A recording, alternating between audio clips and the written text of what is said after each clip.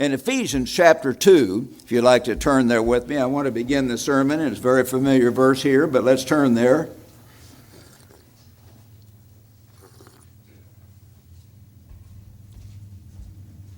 In Ephesians chapter 2 and verse 1, can you all hear me all right?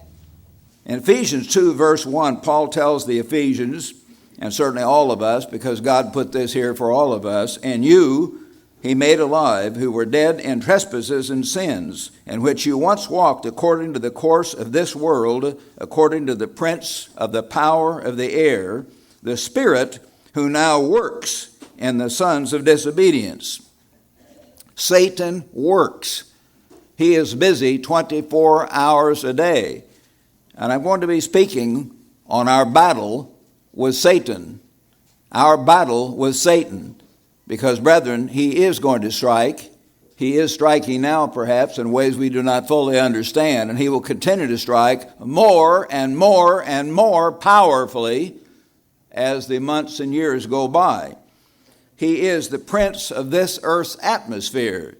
He's in charge of the television programs that we're watching. He guides them. He influences them. He's in charge of the media and the kind of stuff that comes out in the radio and the internet and the motion picture industry and all the rest of it. He is the prince of the power of this world. He is the great God of this world.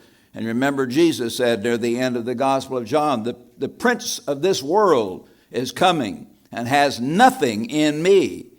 Nothing. Yet he calls Satan the prince of this world. And Jesus knew, of course, and Satan was on the way to him, perhaps right then through Judas Iscariot, who had possessed Judas by that time. So he is very real, and we have to be aware of that. Over in Ephesians chapter 6, verse 12, beginning in verse 10, Ephesians 6, verse 10, finally, my brethren, be strong. Don't be weak. You're not going to win any kind of battle if you're weak.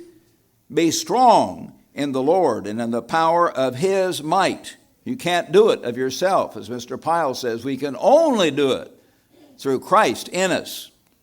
I can do all things through Christ who strengthens me, Paul said, Philippians 4:13. We can only do it that way, as we brought out so many times. But we must constantly remind ourselves of that. We've got to walk with Christ, talk with Christ, let Christ rule our minds. Let Christ rule our thoughts. Let Christ rule our attitudes. So he says, be strong in that power. Put on the whole armor of God. We've got to have that armor that you may be able to stand against the wiles, the machinations, the dirty tricks, the attitudes, the ways that Satan tries to get at us in so many different ways. The wiles of the devil. For we do not wrestle against flesh and blood. Often we think we do. I know when I felt I was being persecuted by the leadership sometimes, or the lower leadership, not Mr. Armstrong, but others in worldwide, I might have thought, well, these are these men, but then I had to realize, no, Satan is trying to destroy the church, and he did eventually destroy the church in the sense that they became a non-church of God. Worldwide Church of God is no longer a church of God at all. It is simply an apostasy, gone back into mainstream Protestantism and confusion. But the ultimate battle is not against men. And as I learned that and prayed more and more about it, I didn't need to get resentful against so-and-so and so-and-so. I could just realize they were very weak. Some of them had never been converted. One of the great big guys that was very carnal back in the 70s suddenly got sick when I got in power as the director of the ministry during the crisis of 79, and literally laid down and either was sick or pretended to be sick for months. All of a sudden, when the liberals came back into power, bang, he's right up again. He resurrected immediately in power and had a lot of energy suddenly to help destroy the church. So people like that are around. They'll kind of go underground at times, but they'll be right back there to get you later on unless they're really conquered by God. And most of us in this room are not conquered by God, as Mr. Armstrong used to say, to the extent we should be. Probably none of us are. We've got a lot to grow, a lot to go. So let's understand that. We need to pray for each other on that constantly. So he tells us here, put on the whole armor. We need armor that you may be able to stand against the devil and his tricks. For we do not wrestle with flesh and blood, but against principalities, high-ranking beings, against the rulers of the darkness of this age, against wicked spirits in high places, as it may be translated. And some translations have it that way. Wicked spirits. We are battling Satan, the devil, and his demons. That is our real battle. And brethren, we have to understand that more than most of us do. Some of you think, well, you just talk about when things are a problem. Like, what's his name? Bill Cosby kind of had a joke about that in some of his joke records. The devil did it, I guess he says, and others. He'd say devil, but devil, like D-E-B-I-L. But the devil did it. People sometimes say things like that. Well, that can be an excuse, of course, for people who don't want to control their own problems. And we all have our own problems and our own weaknesses. But nevertheless, we are battling Satan the devil, who will influence us, take advantage of our weaknesses, guide us the wrong way, influence us, discourage us, confuse us every way he can.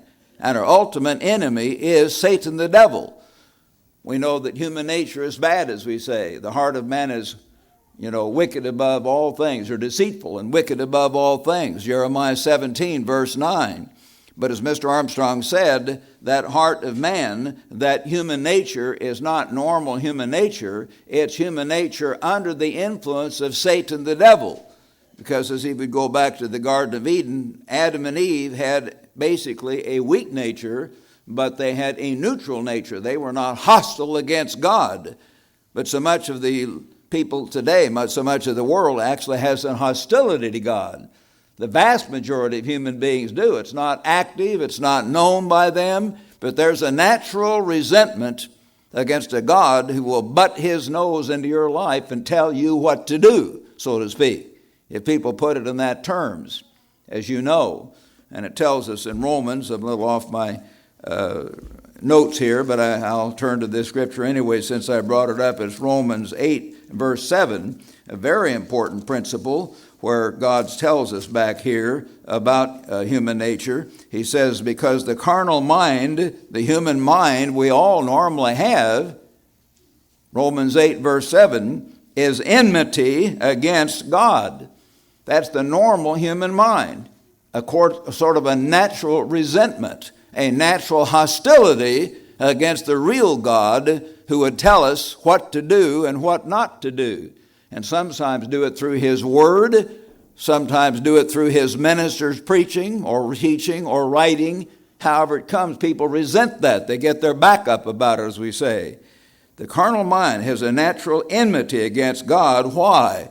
For it is not subject to the law of God, neither indeed can be. It just doesn't want to submit to God and to God's laws and God's ways. So we have that normal human mind to fight, but of course that normal human mind, as we say today, is influenced by Satan the devil.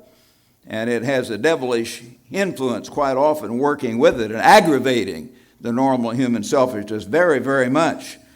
So we have to understand we're battling a very real force. Brethren, as we've said, God is not real to most people in the world, and that's absolutely true. Maybe God is real to the majority of you in this room and you brethren around the world who may hear this later. I hope he is. We know he's not fully real to everyone because some people in God's church just are among us and they don't really get it. But he's real perhaps to the most of us. But is Satan the devil also real to all of you? Satan the devil as a spirit personality exists, and his demons are spirit personalities, and they exist, and they are very, very real, my brethren. And there is a spiritual warfare going on. And you have to really understand that to grasp what is going on, often even in God's church, certainly in the society around us, and certainly in the world. As we've said before, the leadership in Europe of the nations is basically normal. Carnal, we know that. They're not converted men as we understand conversion, but basically decent or well-meaning men as a whole. That's going to change. but it will not be perceived by the world. But we in God's church, at a point in time, as new leaders come in, probably within the next 10 years or less, probably less, as they come into power in the next 6 to 9 years, we will sense a different spirit among those leaders. And there will be a sort of a gleam in their eye. I remember one guy I used to know in the work way back in the 50s and had lunch with him and knew him fairly well, had lunch with him, just him and me a number of times. And one of the few things we had in common beside a general interest in world affairs was Rocky Road ice cream. And we both enjoyed Rocky Road ice cream. But very smart guy. But he suddenly later on, after one guy failed, and another guy failed, and another guy failed to take over the work, trying to overthrow Mr. Armstrong. He thought, I'm in the best position. And he tried to take over the work, and I could see suddenly a gleam in his eye. And a whole different spirit came over him. He was going for it. No question. I knew that before most people, not because I'm smarter, I'm not, but because I'd been around more and watched all this stuff before. And because although I had many other weaknesses in my intelligence and understanding, I always was fairly good at picking up on attitudes and situations among people. And I sensed that and knew that. No question about it. It happened.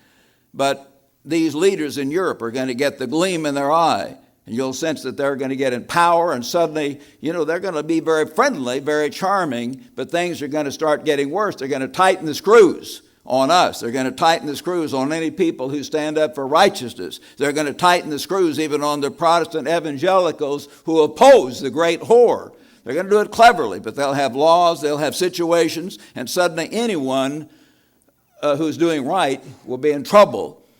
He who is righteous will make himself a prey. It tells us back in Isaiah 59. The righteous man will continually be persecuted and harassed, and he'll feel, well, what's going on? He won't know.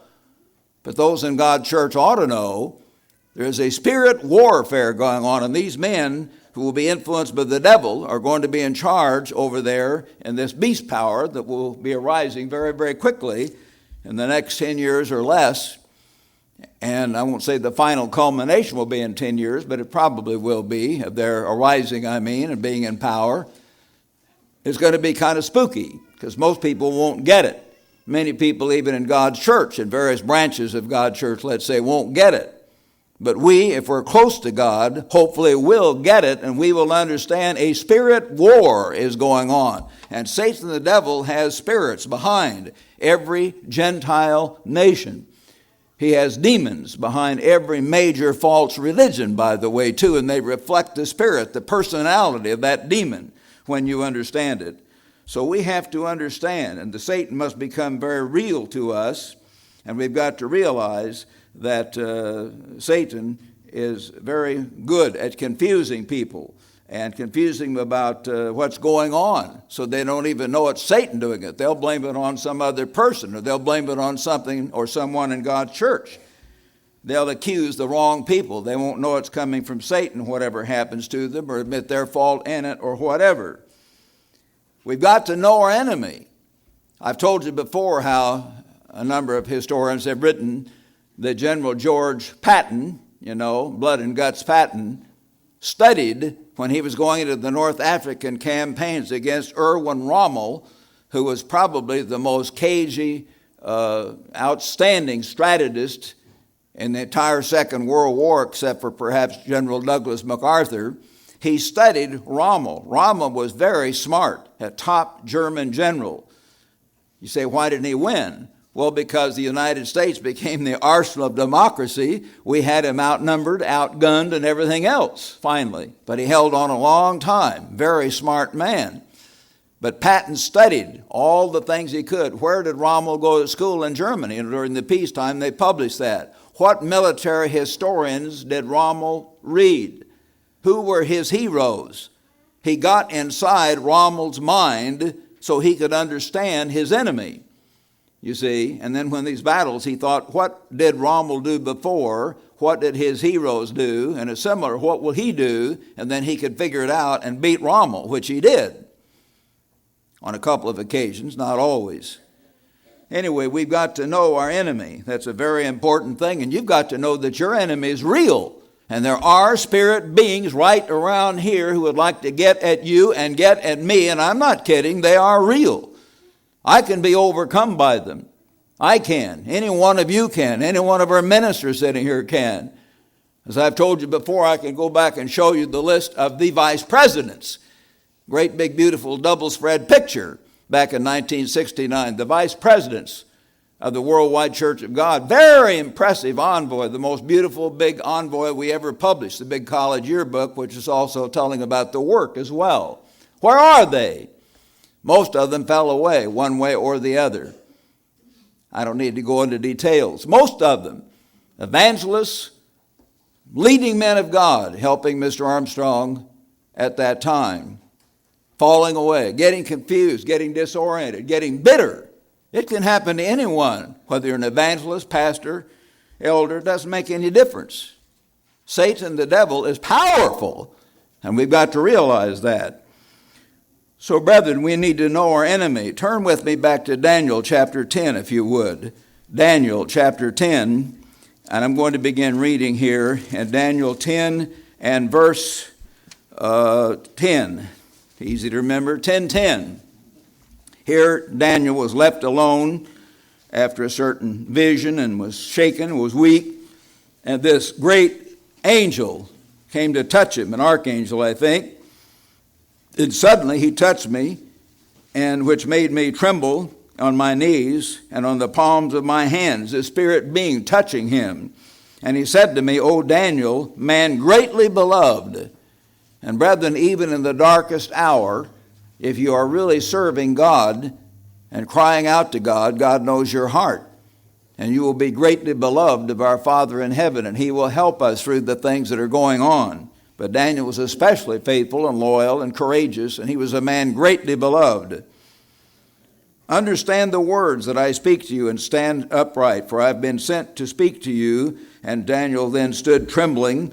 And then he said, do not fear, Daniel, for from the first day that you set your heart to understand, it had been some time, and Daniel thought, I prayed and nothing happened. Apparently nothing did happen, and he could have got discouraged. He didn't. He didn't turn aside at least. But here's this angel came and encouraged him. He said, it's not too late. From the very first time you begin to understand, and you set your heart to understand and to humble yourself. Now that's another very, very key thing that God looks at and that we have to bear in mind when we're fighting the devil. If we think we're important, if we think that we're strong, that is perhaps one of our greatest weaknesses at that point. As I read you a few weeks ago from 1 Corinthians 10:13, 1 Corinthians 10:13, he who thinks he stands, take heed lest he fall, God tells us. So he said, and to humble yourself before your God, your words were heard. God heard your prayer right away, and I've come because of your words, because of Daniel's heartfelt prayer and just pouring out his heart to God over and over. And you can see how Daniel did that kind of thing back in Daniel 9, the first few verses. But the prince of the kingdom of Persia, who was this prince? We don't read about him in world history. This was a prince that's never mentioned in world history. He was the spirit being behind the king of Persia. The spirit, the demon, who was guiding that nation overall. A very real being, and God knows about it, and God talks about him. The prince of the kingdom of Persia withstood me 21 days. They actually had a spirit war going on here. This demon was able to block him off, and I guess God permitted that for whatever reason, for 3 weeks.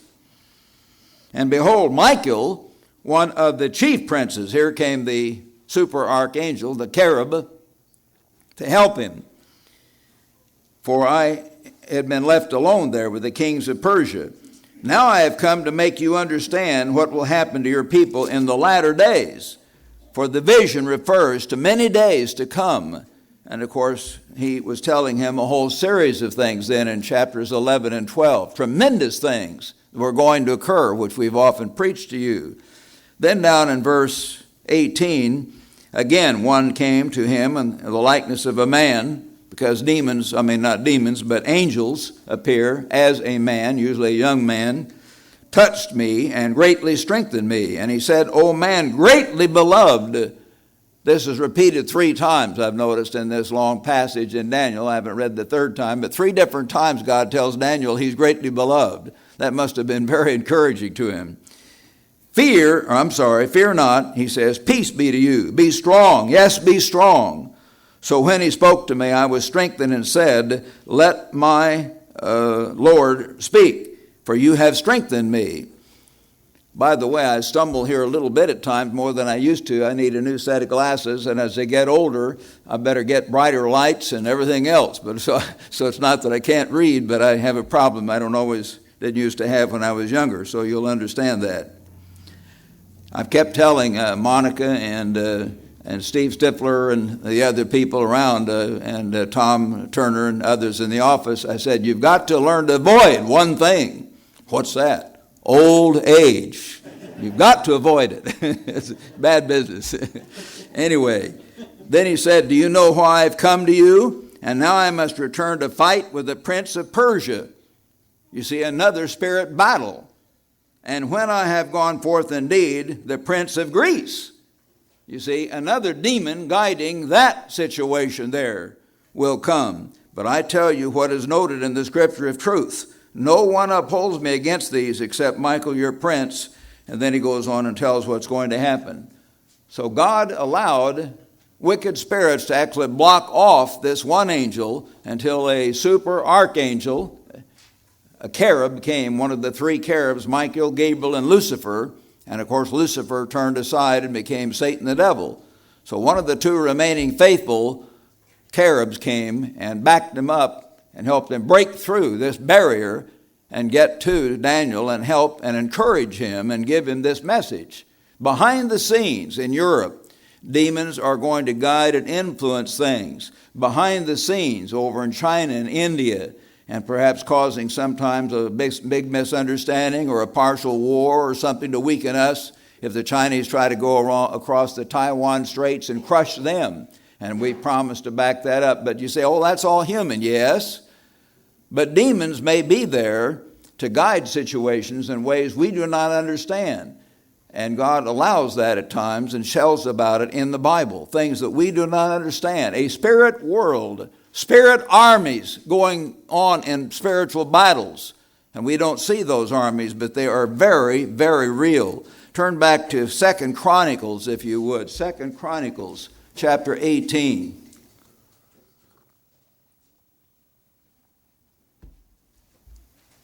Here we find that Jehoshaphat, the righteous king of Judah, was going to help Ahab, verse 3, this wicked king of Israel. As you know, you read about him as one of the most wicked kings. Now God tells us in Proverbs, he said, choose your friends carefully, and he that walks with wise men will be wise. Jehoshaphat didn't do that just because it was the other king here that they used to all be together in one nation. Oh, well, I'll go along with you. That was one mistake Jehoshaphat made right there. He just went off and said, my people is your people, and we'll just hang together regardless. He should not have done that. Big mistake right away. But he got in here, and then these false prophets said, oh, go up and fight these people, and we'll win. But Jehoshaphat said in verse 6, is there not still a prophet of the ever-living one here? Isn't there a prophet of Yahweh, the true God, that we may inquire of him? And so, they asked around, and they said, well, there's one prophet, Micaiah, the son of Imlah. And Jehoshaphat said, anyway, he always says evil about me. And this other king said, but Jehoshaphat said, don't say that. He knew this was the right prophet, but the other king was putting down this righteous prophet. And then the king of Israel called one of his officers and said, bring Micaiah. He's the one that always said bad things, but he was God's prophet. He was one of the only prophets left of Yahweh, the ever-living one. And so they brought Micaiah, and in verse 12, the messenger who had gone to call Micaiah said to him, now listen to the words of the prophets with one accord, encourage the king. Therefore let your words be like the word of one of them and speak encouragement. All the other ministers say, well, it's easier to keep Sunday, and that's the normal rest day, and why don't you go along? Why don't you learn to fit in? Don't cause trouble. Don't get out of line. You're just sicking your neck out. But here was a true prophet. Micaiah said, as the Eternal lives, whatever my Lord, my God says, that will I speak. He was a true prophet of God. So he came to the king, and they asked him then, what's going to happen in this warfare if we go up to fight these people? And then he first kind of sarcastically said, well, you'll win, but obviously said it in a sarcastic tone because Jehoshaphat sensed that. It says, well, what's really going to happen? And then Micaiah said, verse 18, therefore hear the word of the Lord. I saw the ever-living one sitting on his throne. Here's God sitting on his throne, and all the host of heaven standing on his right hand and his left. And the Eternal said, who will persuade Ahab, see this wicked king of Israel, the 10 tribes had rebelled and gone away from God, and Jehoshaphat and most of the people of Judah were still remaining faithful to God at that time. But who's going to persuade this wicked king of Israel, Ahab, to go up that he may fall at Ramoth Gilead? And that was God's will, apparently. And one spoke in this manner, and another spoke in that manner. Then a spirit, probably a demon spirit, I'm sure, because of the advice he gives. But God allowed the demons to come there. Satan the devil, came in the time of Job, and appeared before God. A spirit came forward and said, I will persuade him. And the Eternal said, in what way? So this demon says in verse 21, I will go out and be a lying spirit. And we find elsewhere in the Bible that God's faithful angels do not lie. They keep God's commandments. So this was a demon spirit. I will be a lying spirit in the mouth of all his ministers. We'd say today, all his preachers, all his prophets. Do demons sometimes influence false ministers? Of course they do. We know all the other scriptures on that. They are in charge ultimately of this world's religion and this world's atmosphere in every way. I'm going to be a demon spirit and to confuse him through his false preachers. And the Eternal said, you shall persuade him and prevail. Go out and do so. Now therefore look, the Eternal has put a lying spirit in the mouth of these prophets. He allowed it to be done, of course, through the devil or through this demon of yours. And the Eternal has declared disaster against you. So that's what Micaiah warned Jehoshaphat about.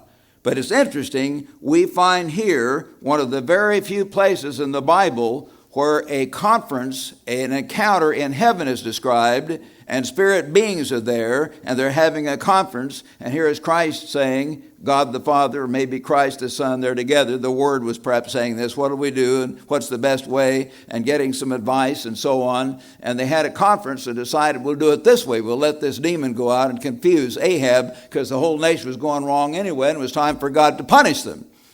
But it was done through this false spirit. Demon spirits influencing nations. Demon spirits influencing warfare. Demon spirits influencing people in the highest places.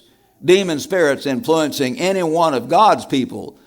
You see, the devil and his demons don't have to spend a tremendous lot of energy on the people who are already worshiping idols of Buddha over somewhere or all these other religions around the world. They're already under Satan's influence.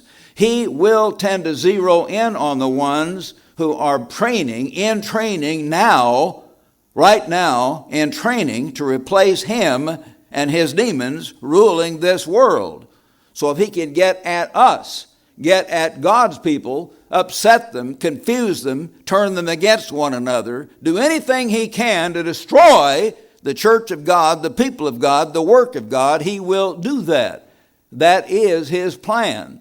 That is his purpose. That is his strategy.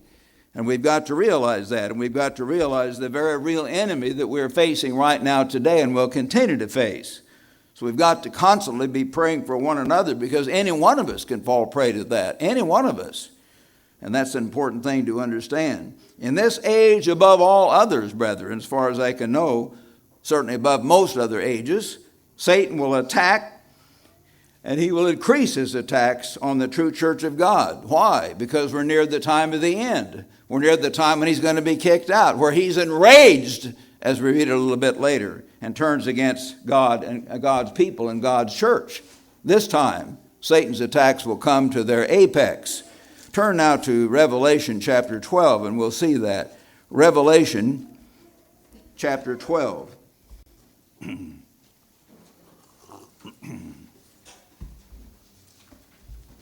Here, John, under inspiration, tells us of some other tremendous things that have happened and are going to happen. Now, a great sign appeared in heaven. It describes the woman, ancient Israel, bringing forth the Messiah, as you see. And it describes another sign, a great fiery red dragon, having 7 heads and 10 horns. So here's the devil behind this false system that God describes back in Daniel 2 and 4 and 7. So the devil is behind that. And his tail drew 1/3 of the stars of heaven. We've explained the details of that to you many times. Stars are used as a symbol of angels, as you read in chapter 1 of Revelation. So he drew 1/3 of the angels, this great dragon, who's identified in verse 9 as Satan the devil. And it's amazing. You had Michael, Gabriel, and Lucifer, who are mentioned as the 3 cherubs, or 3 super archangels, we could say. And it says he drew 1/3. So apparently, we can't prove it mathematically, but the indication is that Satan drew the entire 1/3, or at least the vast majority of his entire contingent of angels. He is very persuasive. Those angels certainly should have known better. They're bigger and stronger and more powerful and intelligent than we human beings are. He got them. He took the whole bunch and turned them against God and made them become demons. What a powerful enemy we have. We have to understand that. So he drew 1/3 of these stars of heaven, threw them to the earth, and the dragon stood before the woman, ancient Israel as it was then, the church in the wilderness, as Christ calls it through Stephen in Acts 7:38. The ancient Israel was the church in the wilderness that brought forth the Messiah. And the woman was ready to give birth, to devour her child as soon as it was born. We know the story on that. Satan tried to destroy Christ. Herod tried to tell the wise men, after you find out where the Messiah, come and tell me and I'll come and worship him. He wanted to go and kill him. And you know the rest of the story, as we say. From the very beginning, Satan tried to destroy Christ. And then he started to destroy Christ's church and almost did during the time of the apostles. And right after the apostles, he did wipe out the vast majority by either killing them or causing them to be confused and disoriented and go into what became the Catholic Church. Horrible times back there where people were impaled on stakes, tortured, thrown to wild animals, all kinds of things we've never had to face. Never had to face things like that. Anyway, and she bore a male child. Christ came, born of Israel, who was to rule all nations with a rod of iron. That tells who that child was, the coming Messiah. And her child then, it jumps ahead from his birth to his death, 33 and a half years later, was caught up to God and his throne. Then it jumps ahead a few hundred years during the Dark Ages, where then the woman fled into the wilderness where she had a place prepared by God. And they had to hide the church of God in various places in the Alps and the mountains of Europe from the great false church who was going to wipe them out, persecute them, kill them, torture them. Then verse 6, the woman fled into the wilderness where she has a place prepared by God that they should feed her there 1,260 years. And of course we know how that was, a year for a day. So from that period of time they had 1,260 years of hiding out.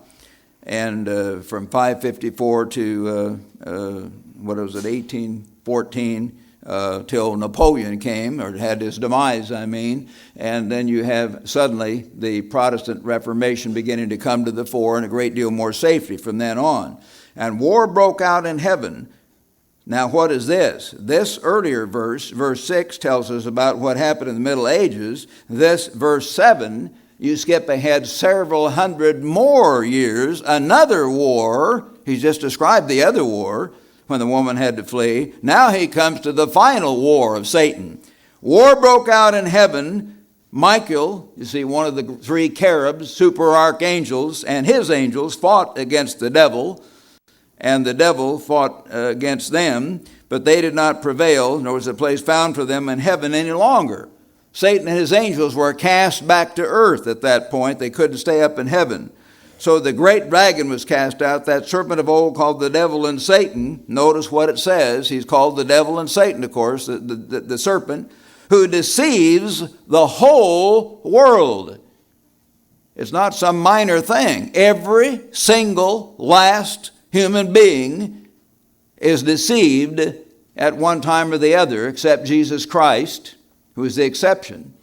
Every last single human being has no doubt at one time or the other been deceived until God calls them. God deals with them. God begins to open their mind. And then they become what? The little flock. In fact, the tiny flock compared to our 6.3 billion people on earth. The very, very little flock. But the rest of the world are not deliberately evil. They're not a bunch of demons out there, but they're just under the general influence of this spirit being who says, well, God is not fair, and we don't agree with God, and we want to have fun, and we want to do our old thing, and this old thing of laws and rules and some harsh old God, and they're taught all this stuff to confuse them. And it's implied by the put-down movies, making the preacher often in this film, the jackass. They employed the jackass formula, as you know, they call it. They use that term, as I've said, I read it. They use that term in Hollywood, in the movies and in the television productions. They make a righteous man, or they make some man that's a little old-fashioned or won't go along with the latest fad of homosexuality or gay marriage or stuff like that. Then he becomes the jackass. They make him stumble over himself. He'll literally slip on a banana peel and fall. He'll say the wrong thing, do dumb thing, act kind of stupid. They can do that real cleverly. And so they employ that humor, put down humor. And then they have other techniques, of course. And the whole world then is influenced then by the wrong kind of music, telling you, in a sense, giving the kids the idea that they're supposed to shout and scream, a kind of a demonic thing coming out of their throats, and these powerful amplified guitars that sort of send out an attitude of rebellion and frustration. The demons trying to break out of their cage, so to speak. And you can sense that spirit coming out a lot of the modern music. Not all of it at all. I'm just saying a lot of it's there. And I hope you young people hearing this can begin to understand that. There are moods behind music. And some of the moods of the old-fashioned music don't seem as exciting to the young people. During the time I grew up, America was basically a positive nation, still carnal, but we used to have just literally scores and scores of beautiful songs that were the popular songs. I'm looking over a four-leaf clover, happy, positive. And, all the things you are and how beautiful you are, and the love songs were positive. And just one song after the other. I'd better not sing anymore. I'll drive you away. But anyway, I could just go on and on if I haven't written these things out here, but use the different positive words they had, and in the songs back then. And later, Elvis came along, Elvis the Pelvis, and we call him, and he wiggled his hips, and he began to be suggestive and had kind of a jaunty, kind of a independent, well, I'll do what I think kind of an attitude. And that wasn't horrible, but it was not ideal. It began to set the stage, and then pretty soon the Beatles came along from England, and they'd grown up in the slums of Liverpool, and they began to yell and scream, just yell and scream.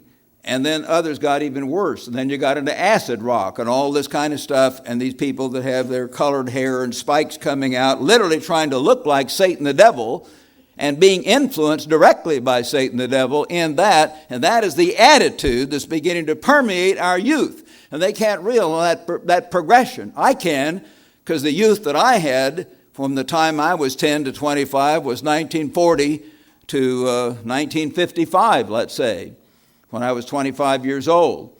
And they had nothing like that back then. It began to come in the late 50s and even more in the 60s. It began to change our whole attitude. And the people that let their children listen to that kind of music all the time and let their people go to the movies all the time and watch stuff on TV all the time, as it got worse and worse and worse. The devil, through his broadcasting system, Satan the devil, SBS, Satan's broadcasting system, began to have those attitudes put in their minds over and over. An attitude of doing their own thing, a spirit of rebellion, and so on. And it hurt them terribly. And And a lot of you know that if you have children or grandchildren and have seen it. You know that some of your friends and some of your relatives and people that you know have had their children get into excess alcohol and drugs. And so many have been in jail. And so many have just got all mixed up in their minds and had horrible things happen to them, even though their parents didn't teach them that at all. Their parents said, well, I was in the church and I lived a right life. And yes, they tried. But, you know, I can partly agree. I don't agree with Hillary very much, but I can partly agree with Hillary. She said it takes a village to raise a child. Of course, she went beyond that. Her thing would be have the government raise your child. But it does have a tremendous impact, and it is a tremendous, tremendous help to have the whole society basically clean. That is when I grew up, marching us in when I was a little 6, 7, 8, 12, 10-year-old kid into West Central grade school. And you start out the day maybe with a short prayer by the teacher, and you recite the Pledge of the Allegiance and salute the flag and that kind of stuff, you know, kind of a clean atmosphere all through the day. And this kind of thing. And they don't have that in most schools today. That's outlaw. That's wrong. And our heroes are being made fun of and being torn down. Anyone who's good and right and decent, the media tries to tear them to pieces. And the young people can't fully grasp that. Satan, the devil, and his demons resent that. They're trying to destroy God's nation, Israel. They know who we are, Satan and his demons, and they're going to destroy God's spiritual Israel if they can, most of all, God's church, and get us and destroy us. So we have to realize the enemy we have. So Satan and his demons were deceiving the whole world, and he was cast to the earth, and his angels were cast out with him. Cast out from what? A war in heaven. When did that war take place? One of the other leaders of a sect, I guess, calls himself the Church of God. I greatly disagree with him. He said it happened. I went to, was it 4 years ago or something, remember? She read his stuff, and it has not happened yet. I'm just telling you that it has not happened yet. When it does happen, we're going to see suddenly these people in Europe come up with all these terrible things, and the things are going to speed up, and we will have a lot of demonism more than we have now, believe me. For that war in heaven will probably take place within the next 5 to 10 years. That's my prediction. And you'll see a big change come over the world at that time. But the world won't get it. The young people won't get it. They won't know what's going on. But God's people should get it. So the demons were cast back down, or will be, when that war takes place, and they try to fight God directly. They hate God, Satan and his demons. Then I heard a loud voice in heaven saying, now salvation, strength, the kingdom of our God, and the power of his Christ has come. Woe to the have come, for the accuser of our brethren has been cast down. The accuser of our brethren, who accused them day and night, has been cast down. Satan, the devil, accuses God's people before God's throne day and night. He tries to even disorient God, if he could, and accuse God's people. And he will often get us accusing one another. And of course, we've got to realize that. When people are worldly, or they want their own way in many cases, and because of worldliness, or just because of power, hungriness, or vanity, or whatever, then they will begin to accuse others in the church. And Satan can get you accusing not the bad guys, but the good guys. And each one of you has to be close enough to God to understand that. Where is God's working and what is going on here? And that requires, of course, a certain amount of spiritual discernment. Satan can easily manipulate your mind, and he can do this so that you will become confused and bitter against God, or you will become confused and bitter against the church or the ministers who are preaching the truth, and so on. I always remember a man that was in another area, and he was a big shot. I could mention names, of course. I just don't like to do that. Some of these people are still alive, but he was a big shot and had a lot of power. And all of a sudden, that power began to be taken away from him in this area. And he began to be bitter and made little cutting remarks about Mr. Armstrong and those guys in Pasadena and so forth. This was outside of Pasadena. And he became increasingly bitter. I warned him for 3 times at least. I said, don't hang around these other guys. They are misleading you. They're going to hurt you. Please try to spend more time with so-and-so and so-and-so. And he did not do that. He let these other guys who were very unbalanced, and he became more and more unbalanced, and finally turned against Mr. Armstrong, turned against the truth, turned against everything, because he was demoted and he had his power taken away from him. Was his power taken away from him for wonderful, good, godly reasons? No. I agree with that. Some people under Mr. Armstrong wanted his power destroyed and his power base destroyed so that they could do certain things with the money, and so they could do other things that they wanted to do. But did God allow it? Yes. Was it a test for this man? Yes. Did he pass the test? No. You see, he couldn't look beyond the few guys below Mr. Armstrong who were wanting to get rid of him for the wrong reason. But on the other hand, he himself was not close to God. On the other hand, he himself was very weak. And as I came to know him better and better, I came to realize that deeply, and I don't need to dwell on that. It became very, very obvious to me, as it did to others. Tremendous vanity, tremendous self-image. What happens if your self-image is shattered sometime? You've got to let it be broken. And I've had to let it be broken when I've had big offices and they were taken away and I was sent off. I could become very, very bitter. I don't want to dwell on my experience. It sounds like I'm bragging, because I didn't handle every situation perfectly at all. But at least I didn't get bitter. This man did get bitter.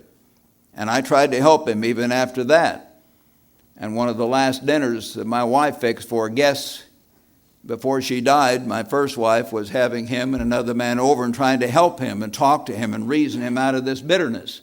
But we weren't able to do that. So he turned completely, totally away from the truth and is off in Nowheresville now, not with any one of the branches, you'd say, of God's church, as far as I know, but just off with some little more or less himself and whatever. It's a terrible thing. Turned to a completely different religion, different ideas about God. Turned away from God's law, everything he formerly taught. Why? His self-image was shattered. He was not able to take that, you see. And so we have to realize Satan used this, allowed this to destroy him, even though he could see there were immediate problems around him. But beyond those problems around him, he forgot. He got his eyes off the big picture. He forgot that Mr. Herbert Armstrong was still alive. Mr. Armstrong was still preaching the truth. A number of the rest of us were still alive, as you can see, and we were still preaching the truth, and the work was being done. The work of God and the commandments of God and the way of God was going out all over the world. All over the world. And he couldn't get in his mind the big picture. He just saw the immediate thing. Well, someone under Mr. Armstrong got me and I can't take it. My self-image is shattered. Now, what if he had said, okay, I'll take it. God, my life is your life. I gave it to you at baptism. At baptism, I buried the old self. I'm nothing, less than nothing in vanity. Whatever you allow to happen is good. I'm still your servant, no matter what. Like Job did. You know, his enemies accused Job, but he wasn't perfect. He had this self-righteous attitude for a while. My righteousness I maintain, Job said. But in the end, he says, I'm dust and ashes. I'm nothing. And finally came to the realization of how weak he was and was willing to learn the lesson. And then God gave him back double what he'd had before. This man was not able to learn that lesson, to go through that, at least at this time. I hope he will. But those things have happened. I could cite several accounts like that. I'm just giving you one, and just so you can understand. Yes, Satan can get at us in many different ways and get us to accusing one another. So that's a very important thing to understand. So even though there are local problems, we've got to keep our mind on the big picture and where Christ is still working and know that Christ is still in charge. But this man's pride was hurt. And you know the Proverbs say 2 or 3 times directly, not the exact words, but almost those exact words, pride goes before a fall. If you think I'm important and I've been important and they can't do this to me, and God sees that attitude, maybe that's the first thing he'll allow to happen to you. To help you, not to hurt you, to help you. Because none of us is a big shot. And we all have to realize that and deeply understand that. So let's try to understand it. Now, brethren, there are 3 key ways that Satan will try to get at us. And there are others, 3 key ways, and there's certainly many other ways as well. I just want to give you a picture here to try to help you to know what to do about it in general. And it's important. First of all, he will try to make you think that God is unfair. And he does that especially to our young people.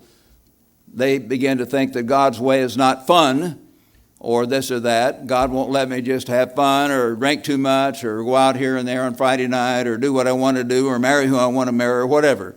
Then other people, when God allows, when he rebukes and chastens you like he does every son he loves, then you'll say God is not fair. And various things where that will come up. You remember Genesis chapter 3 tells about the serpent, and he came to the woman, Eve, Genesis chapter 3, verse 1. Has God indeed said you'll not eat of every tree? What's wrong with God? He doesn't let you eat of everything, And she says, well, we may eat of the fruit of the trees, but this one tree, he says, you'll not touch it lest you die. And the serpent said, you'll not die. God knows in a day you eat of it, your eyes will be opened, and you will be like God, knowing good and evil. You'll understand everything. And what's the clear implication? God is not fair. He's not fair. He's not letting you eat this wonderful tree to understand all this stuff, and you can't go ahead and try out sex before you're married, and you can't go ahead and maybe try drugs and see how your mind is blown. You think, well, I'm different. I can try heroin and it won't blow my mind. And you try it, and they say you even try one of those things, and sometimes you're hooked from that moment on. It may take you the rest of your life to get over it. You may never get over it. Literally damages the brain cells and turns your mind into mush, so to speak, for a while. But think, I've got to try it out. I've got to have fun. I've got to see what it's like. I've got to get drunk to see what it's like. I've got to go in the world and see what it's like. No, you don't. You don't have to learn the hard way. You could learn the better way if you're willing. God is not unfair. He gives us laws that are good. He wants us to have the abundant life, Jesus said. John 10, verse 10, I'm come that they may have life and have it abundantly. And many of us in God's church have trials and tests and faults, so it's not totally abundant in every aspect. But I can just tell you, in spite of the things I've told you about, being sent into exile in England, being sent into exile in Hawaii, being sent into exile in Glendora, where I was allowed to preach, or even open in prayer for about 3 years, and all the rest of it after being the third man in the work of God, that was really hurtful. Man, I didn't like that. Man, I started to gnash my teeth, and I could picture myself, literally sometimes, getting back at so-and-so, and just, better not say it. But I thought thoughts many, many times. Then it would say, Rod, what's wrong with you? I always remembered Mr. Armstrong's statements because I did look on him as a father figure in the right way. I've never worshiped him. I knew his faults probably better than most of you here, better than maybe any of you here. But I knew he was God's servant, and I came as a 19-year-old kid and learned a whole way of life from him. And I thought, no, he's still there. He's been confused as he gets older. Certain people are taking advantage of him. But the work is still being done, and I've got to not get bitter at anybody or against God's work, and I've got to humble myself and try to learn whatever lesson God wants me to learn in this situation.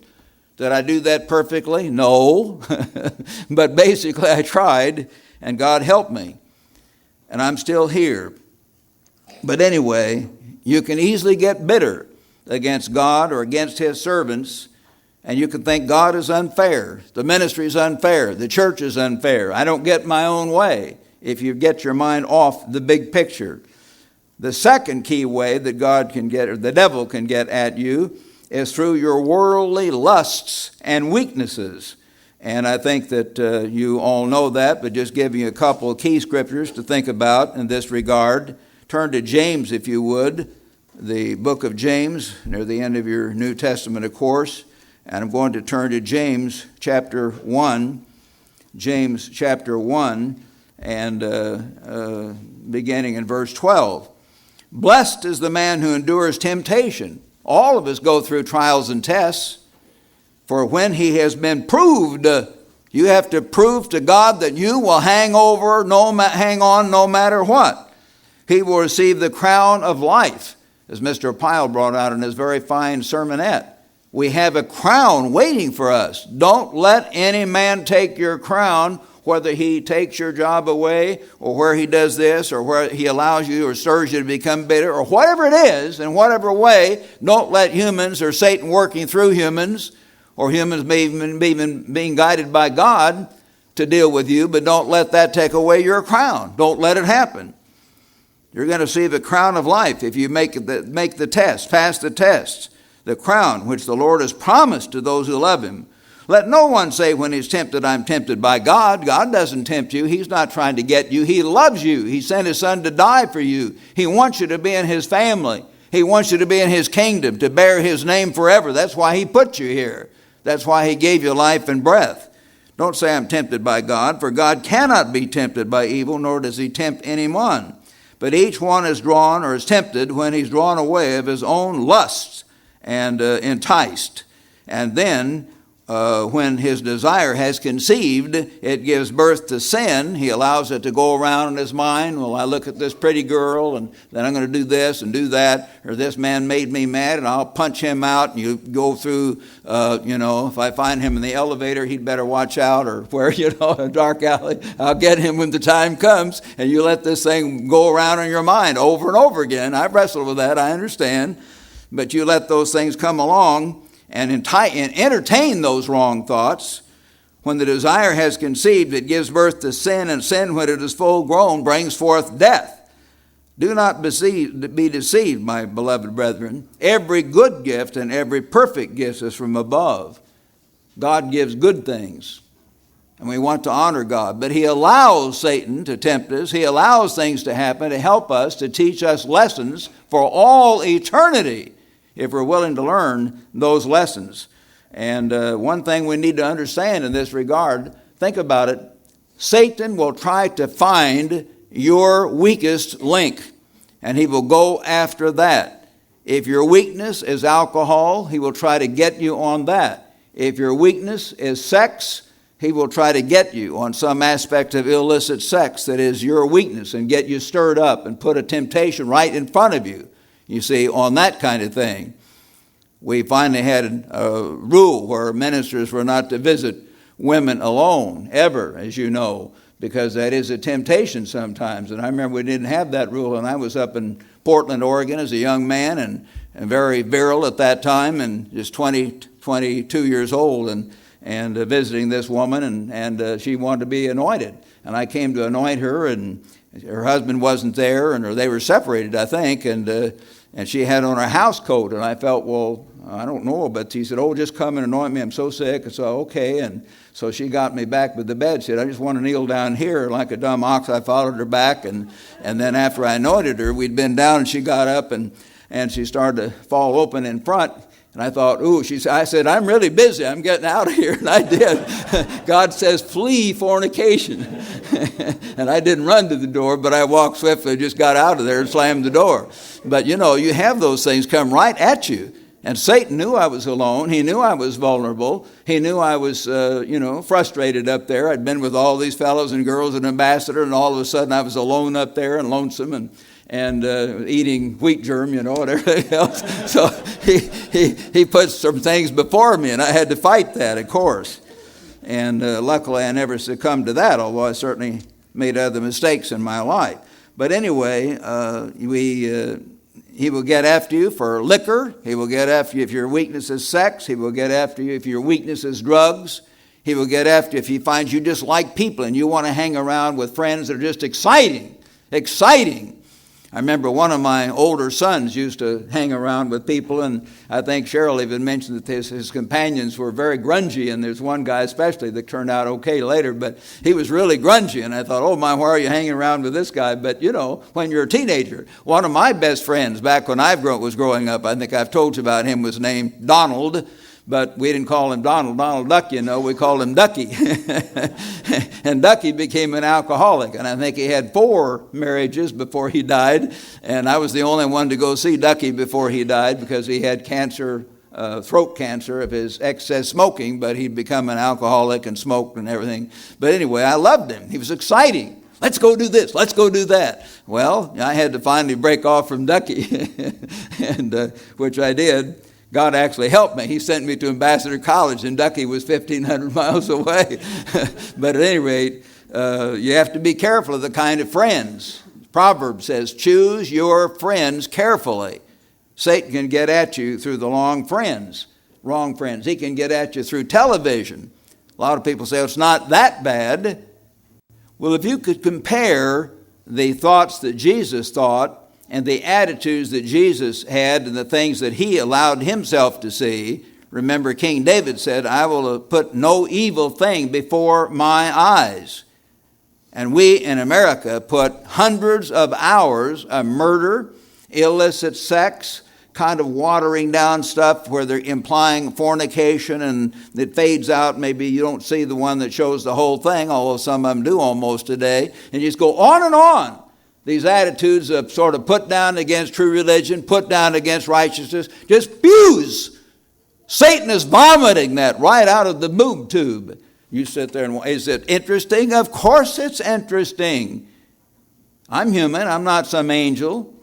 Sure, it's interesting if I allow myself to get hooked on that, on this stuff that comes out of the internet nowadays, where men can see and young boys can flip the right button and see completely naked women with other women and all this kind of stuff writhing around. Isn't that exciting?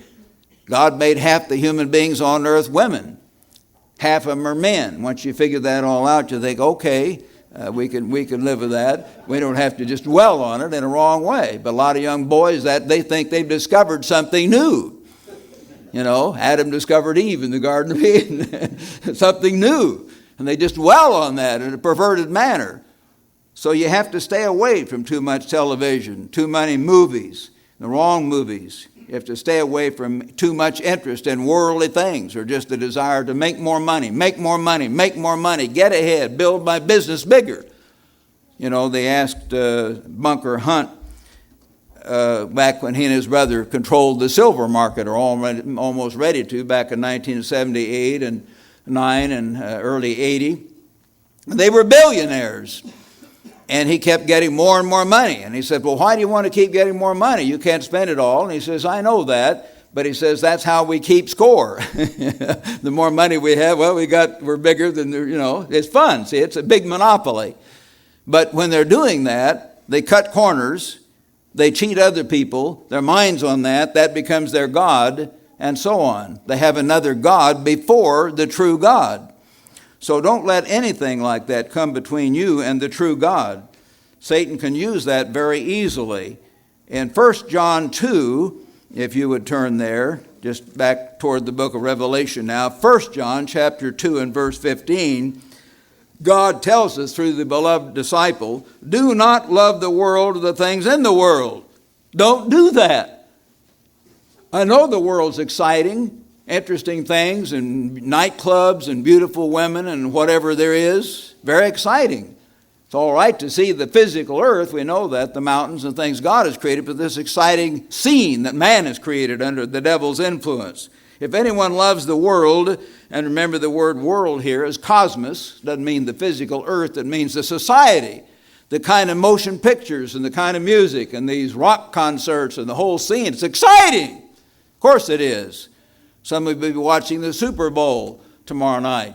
I might watch part of it. It's not totally evil, but I don't usually watch the whole thing. But there'll be some stuff, and especially in the halftime show, football's not ideal. I used to play it. I love it. It was my favorite sport, even though I was pretty small.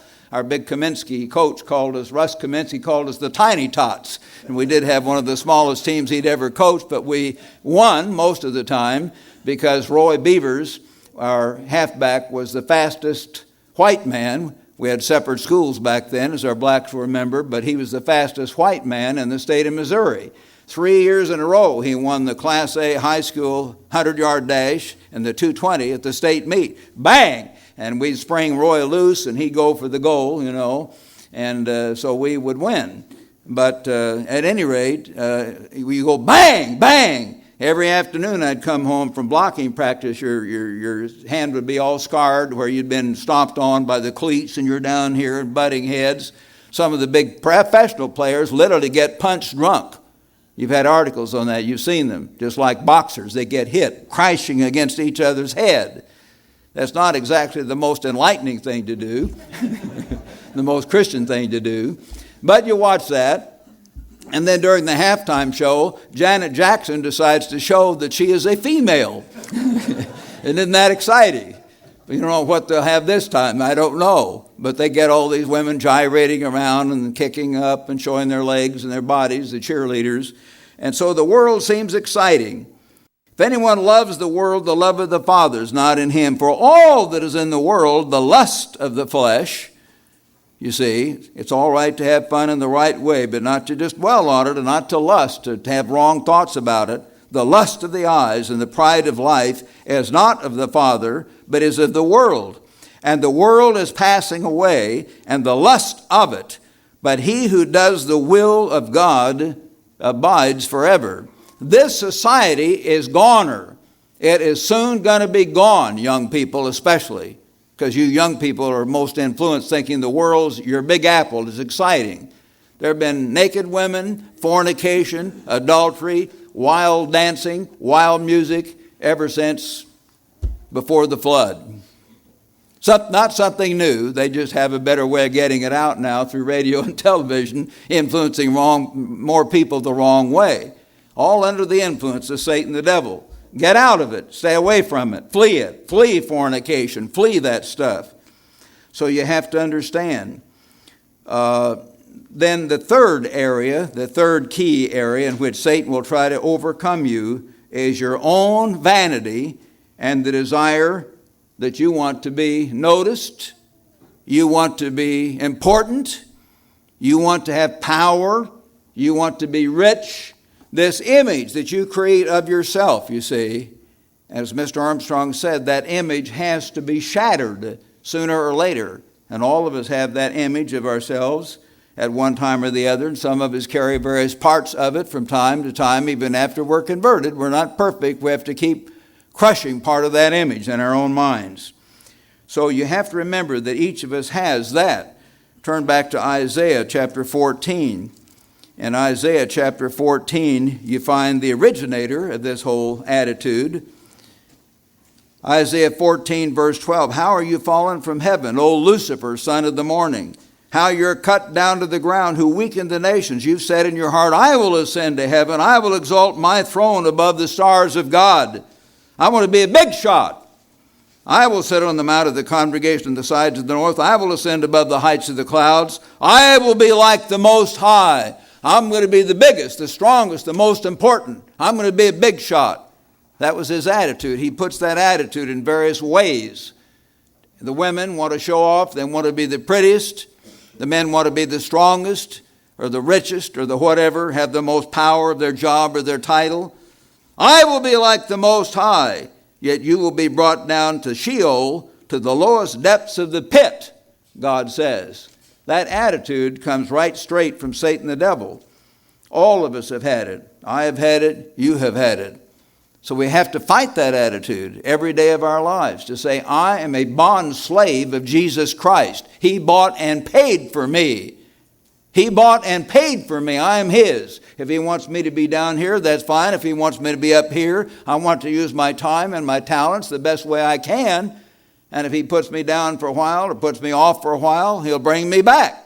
I will be brought back from Hawaii. We haven't sent any of you to Hawaii yet. But I will. But it will work out in the end. And it does. I can tell you that.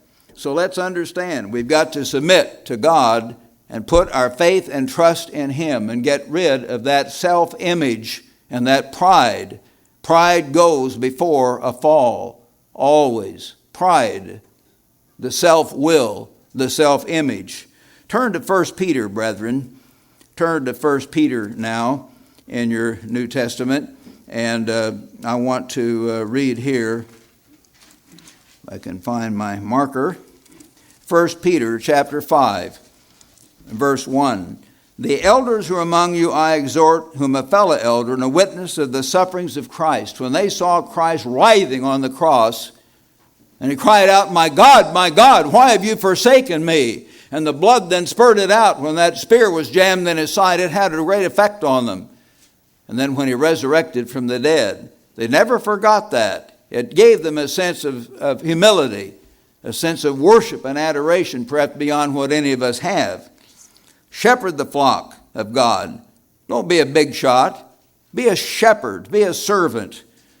The flock of God, serving as overseers, not by constraint, but willingly, not for dishonest gain, but eagerly. Not as being lords. Don't be a big shot over God's people, trying to catch them, trying to overly correct them or manage them or lord it over them in any way. But being examples of love, of service, of kindness, of patience, the best way you can. If there's some bad guy causing trouble or division, yes, you have to deal with that to protect the flock as a whole. But as best you can, do it that way, he tells us. And when the chief shepherd appears, you will receive the crown of glory, which does not fade away, an everlasting crown. Likewise, you younger people, you newer people in the church, whoever, submit yourselves to your elders. All of us should do that. Yes, all of you be submissive to one another and be clothed with humility. That's perhaps the hardest thing of all, to be clothed with humility. No one of us is clothed with humility all day long, every day, the way Jesus Christ was, thinking hour by hour and minute by minute, I'm here as God's servant. How can I help, teach, bless, heal, encourage, protect, strengthen, and give myself to these people as their servant? That should be our attitude. Clothed with humility. For God resists the proud, those who get their feelings hurt, those who throw fits when they don't get their way. God resists the proud, and He sure does, brethren. He doesn't like that attitude at all, but gives grace to the humble. Therefore, humble yourselves under the mighty hand of God. You've got to do that, or you will never, ever be in the kingdom of God. Humble yourselves under the mighty hand of God, that He, let Him do it, that He may exalt you in due time, casting all your cares upon Him, for He cares for you. He cares for each one of us. He died for us. He wants us to learn every lesson so we can be humble, so we can submit to Him, so we can submit to one another throughout all eternity and not have this self-will. I want what I want when I want it. And if I don't get it, I'll rebel against God or against God's ministers or God's work, or later like Satan against God Himself. So He's got to be sure we learn that lesson. Be sober, be vigilant, be alert all the time against your real enemy. And remember, your real enemy is very, very real, and it's not other people.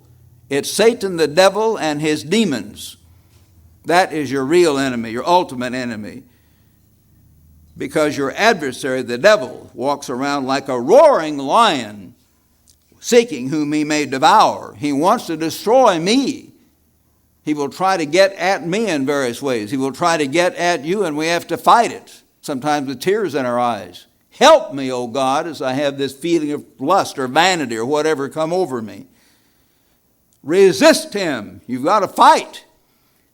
You must battle Satan. Resist him, steadfast in the faith, knowing that the same sufferings are experienced by your brotherhood in the world.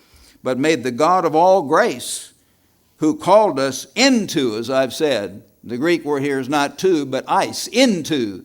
He's not just called us up to the foot of the mountain to see it up there. He's called us into His eternal glory, that we will share that glory. Boy, we have a wonderful reward to look to once we learn our lessons, each of us. So he's called us into his eternal glory by Jesus Christ. Then what? After you have suffered a while. In Peter's last letter, that's what he says. He knows. After you have suffered a while. Perfect, establish, strengthen, and settle you. To him be the glory and dominion forever and ever. Amen. So, brethren, be sure you know your enemy. Be sure you're aware of your real enemy, how real he is and how real his demons are. The spirit world around you, you've got to resist all the time. Prepare for your real battle, which is just ahead and which will be a continuing battle as long as we're in the human flesh. Prepare for that. Understand that. Fight the good fight of faith with all your heart. And pray unceasingly for one another. Because if you're not being tempted right now, perhaps your brother is. Each one of us is vulnerable. I'm vulnerable. You're vulnerable. Forgive each other. Help each other. Encourage each other. Have mercy on each other. Love each other. Pray for each other that we can win that battle.